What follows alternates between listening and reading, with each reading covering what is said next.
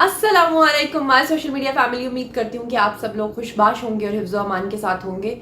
आप सब लोगों को पता है कि ख्वाजा आसिफ को कल नैब ने गिरफ्तार कर लिया था, लेकिन इसके पीछे बहुत सारी ऐसी बातें हैं जो आप तक पहुंचना बहुत ज़रूरी हैं, यानी कि अंदर की बातें। तो अंदर की बातें आपकी खिदमत में लेकर हाजिर हुई हूँ।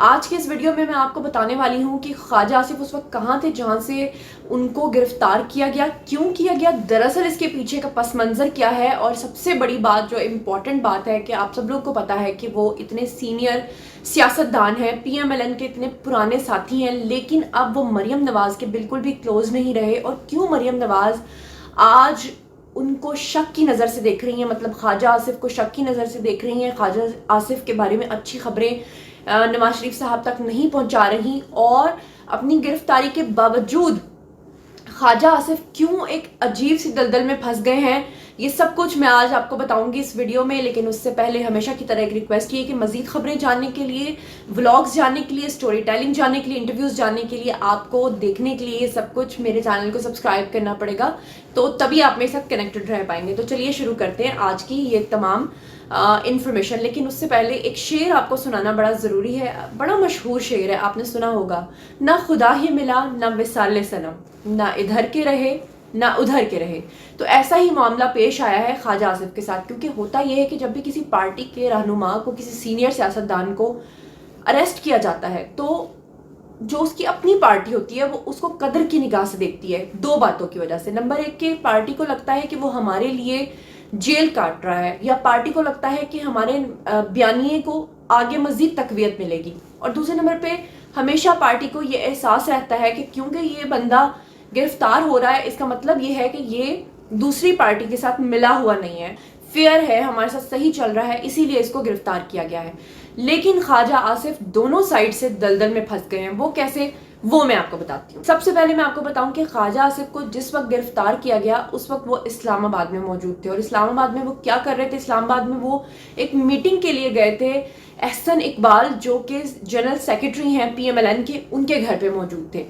दरअसल वो अपनी कुछ डिस्कशंस के लिए वहां पर गए हुए थे। मामला कुछ यूं है कि आजकल मरियम नवाज और ख्वाजा आसिफ के बीच में यूं है, यानी कि जो मरियम नवाज हैं वो ख्वाजा आसिफ को समझ रही हैं कि ख्वाजा आसिफ विकेट के दोनों साइड से खेल रहे हैं। मरियम नवाज ने उनके बारे में एक सहाफ़ी को अपना नैरेटिव ये भी कहकर कहलवाया था, मतलब एक प्रोग्राम करवाया था, पेड प्रोग्राम, जिसमें उन्होंने एक बड़े ही करीबी जो उनके एंकर पर्सन थे उन्हें कहा था कि आप ये बात जो है मीडिया में कर दें लीक। और तभी उस जो मीडिया के जो एंकर पर्सन है उन्होंने ये बात भी अपने प्रोग्राम में की थी कि ख्वाजा आसिफ विकेट के दोनों साइड पे खेल रहे हैं। दरअसल मरियम नवाज को ख्वाजा आसिफ पे इस बात का शक है कि ख्वाजा आसिफ जो है वो इस्टेब्लिशमेंट के साथ मिले हुए हैं। और इसका सबूत ये भी है कि मरियम नवाज का ये कहना है कि जो 13 दिसंबर वाला जलसा था वो क्यों फ्लॉप हुआ था। फ्लॉप आपको पता होगा कि बहुत सारे लोग उसमें नहीं आए थे और जलसे को जलसी का नाम दिया जा रहा था, जिस पे मरियम नवाज बहुत ही हर्ट हुई थी और साथ में वो बरहम भी थी। तो उन्होंने जो 4 बंदों के ऊपर शक किया था, उन 4 बंदों में राना सनाउल्लाह का नाम भी आता है, उसमें शाहिद खाकान अब्बासी का नाम भी आता है, लेकिन उसी में जो 4 नाम थे उसमें शामिल थे ख्वाजा आसिफ भी, क्योंकि मरियम नवाज ने ये बात बहुत सारे मुख्तलिफ हलकों में बैठकर की थी कि ख्वाजा आसिफ हमारे साथ ठीक नहीं कर रहे हैं और वो इस्टेब्लिशमेंट के साथ मिल गए हैं, और हमारे जो जलसे जुलूस जो हैं वो नाकामयाब होने के पीछे भी दरअसल ख्वाजा आसिफ का हाथ है। दूसरी तरफ अगर आप ख्वाजा आसिफ के बारे में जानना चाहें तो ख्वाजा आसिफ इतने पुराने सीनियर सियासतदान हैं कि अब वो कोई भी बात छुप के नहीं करते। इसीलिए वो पिछले दिनों में जितनी भी जगहों पर बैठे, जितनी भी सियासतदानों के साथ बैठे, जितनी भी उनकी गैदरिंग्स हुई, वहां पर उन्होंने खुलकर इस बात का इजहार किया। उन्होंने ये कहा कि मरियम नवाज का जो बयानिया है वो हमें बंद गली की तरफ लेकर जा रहा है। मतलब ये कि उनका भी नैरेटिव वही था जो कि शहबाज शरीफ का है। मतलब शहबाज शरीफ ये चाहते हैं कि तमाम लोग आपस में बातचीत का जो रास्ता है वो खुला रखें। वैसे किसी ने क्या खूब कहा था, जब मैं जर्नलिज्म पढ़ रही थी और उसमें हमारा एक सब्जेक्ट था, उस सब्जेक्ट के अंदर जो सबसे पहली और मेन चीज़ लिखी हुई थी वो थी कि जनाब आप बद से बदतरीन हालात में भी बातचीत का सिलसिला जारी रखें, बातचीत को बंद ना करें।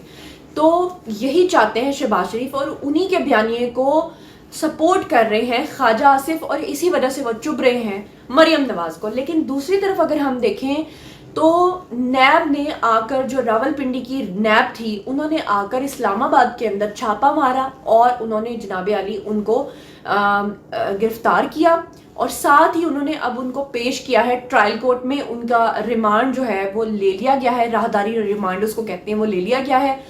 اب جو خواجہ آصف ہیں وہ ابھی اپنی گرفتاری سے پہلے ہی اس بات کی پریڈکشن کر چکے تھے. انہوں نے بہت ساری جگہوں پر بیٹھ کر یہ بات کی تھی کہ مجھ سے بدلہ لینے کی کوشش کرے گی پی ٹی آئی. کیوں پی ٹی آئی ان کے پیچھے پڑی ہوئی ہے, اس کے پیچھے کی جو ریزن ہے وہ بھی میں آپ کو بتاتی ہوں. دراصل معاملہ کچھ یوں ہے کہ آپ لوگوں کو پتا ہوگا کہ سیالکوٹ سیاست کا ایک خاص جگہ ہے, مرکز ہے, ایک گڑھ ہے. تو سیالکوٹ کے اندر 3 ایسی ہستیاں ہیں جن میں سے 2 کا تعلق تو پی ٹی آئی سے ہے. نمبر 1 ہے جناب عالی وہاں کے پی ٹی آئی کے رہنما جن کا نام ہے عثمان ڈار. عثمان ڈار جو ہیں وہ بہت آگے بڑھ چڑھ کے سیاست میں پی ٹی آئی کے بڑے کلوز ہیں. اب وہ ایک آنکھ نہیں بھاتے خواجہ آصف ان کو. نمبر 2 آپ کو پتا ہے کہ پی ٹی آئی کی جو سب سے مین بندی ہیں وہ ہیں ہماری فردوس آپا. فردوس آپا کا تعلق بھی وہیں سے سیالکوٹ سے ہے. اور نمبر 3 جو ہمارے خواجہ آصف صاحب ہیں, آپ کو پتا ہے کہ پی ایم ایل این کتنے عرصے سے سیالکوٹ میں جیتتی چلی آ رہی ہے, تو ان کو ٹف ٹائم اب دے رہے ہیں یہ 2 حضرات. جو عثمان ڈار ہیں انہوں نے خواجہ آصف کے اوپر ایک کیس کیا تھا. اب عثمان ڈار نے خواجہ آصف کے اوپر جو الزام لگایا تھا, جو کیس کیا تھا, وہ تھا آمدن سے زائد اثاثوں کا کیس, جس میں 22 کروڑ روپے کو جسٹیفائی نہیں کر پائے تھے خواجہ آصف, کیونکہ ان کی ایک اماؤنٹ آئی تھی باہر دبئی سے. اور ان سے جب پوچھا گیا تھا اس مقدمے کے بہاف پہ جو عثمان ڈار نے ان پہ کیا تھا, تو خواجہ آصف اس کو نہیں بتا پائے تھے, جسٹیفائی نہیں کر پائے تھے کہ وہ 22 کروڑ روپے کہاں سے آئے ہیں.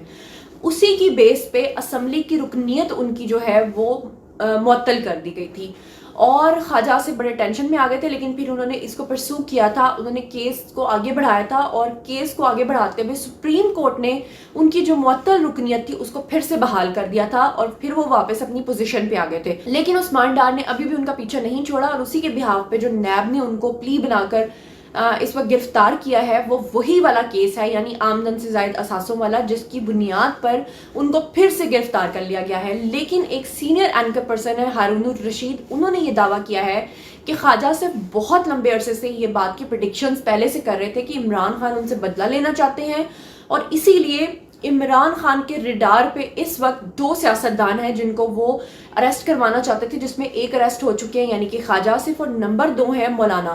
اور مولانا صاحب کے بارے میں, مولانا فضل الرحمان کے بارے میں فردوس آپا کہہ چکی ہیں کہ کسی بھی وقت ان کو نیب جو ہے وہ کر سکتی ہے اریسٹ. تو اس سے ثابت ہوتا ہے کہ دونوں جو سیاستدان جن کے بارے میں پہلے سے پریڈکشن کر دی گئی تھی واقعی وہ ریڈار پر آ چکے ہیں. اب ہم بات کرتے ہیں خواجہ آصف کے ایک انٹرویو کی, جس میں ان سے یہ پوچھا گیا کہ آپ کو کیا لگتا ہے کہ آپ کو اسٹیبلشمنٹ نے اریسٹ کروایا ہے یا کہ عمران خان نے, جس پہ خواجہ آصف کا نیریٹو بالکل کلیئر تھا.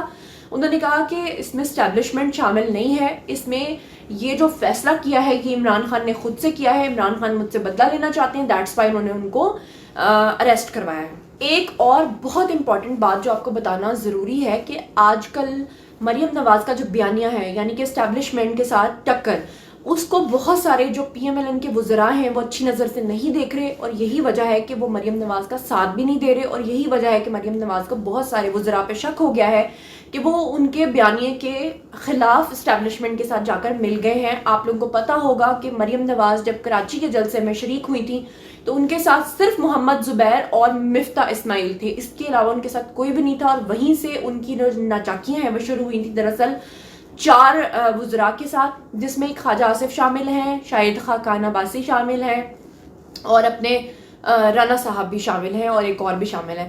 تو اس طرح کر کے یہ جو 3-4 وزراء ہیں ان کے اوپر مریم نواز کی خاص آنکھ ہے, ایگل آئی ہے, کہ ان کو لگ رہا ہے کہ یہ ہمارے ساتھ جو ہے وکٹ کے پیچھے اور وکٹ کے آگے دونوں سائڈ سے کھیل رہے ہیں, مطلب ہمارے ساتھ ڈبل گیم کر رہے ہیں.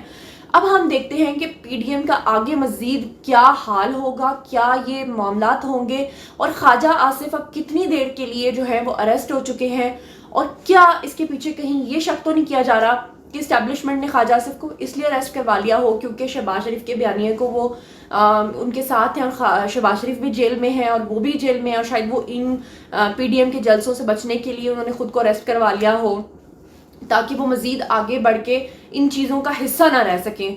اور شاید اس لیے بھی کہ مریم نواز کے جو شکوک و شبہات ہیں ان کو کلیئر کیا جا سکے، لیکن مریم نواز بڑی پکی ہیں، ان کو لگتا ہے کہ خواجہ آصف ان کے ساتھ ڈبل گیم کر رہے ہیں۔ اس بارے میں آپ لوگوں کا کیا خیال ہے؟ آپ کو کیا لگتا ہے کہ کیا عمران خان نے بدلہ لینے کے لیے خواجہ آصف کو اریسٹ کروایا ہے، یا کہ اس میں اسٹیبلشمنٹ شامل ہے اور اس میں اسٹیبلشمنٹ کی گیم شامل ہے؟ آپ کو کیا لگتا ہے؟